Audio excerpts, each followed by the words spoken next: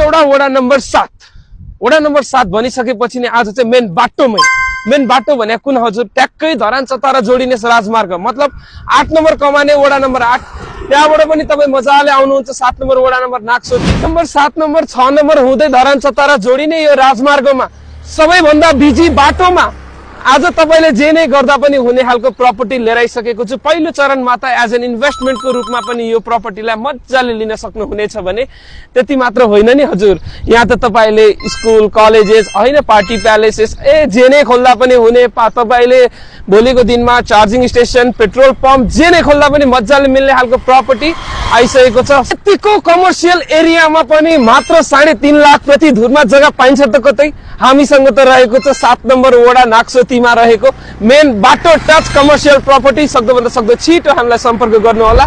यतिको कमर्सियल एरियामा लिएर आउने भनेकै arrival real estate solution Hetauda.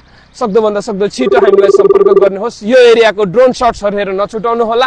देखिहाल्नु भयो कतिको बिजी सडक छ, गाडी नै गाडी बाइक नै बाइक चलिरहने यो एरियामा आइसकेको छ। Thank you.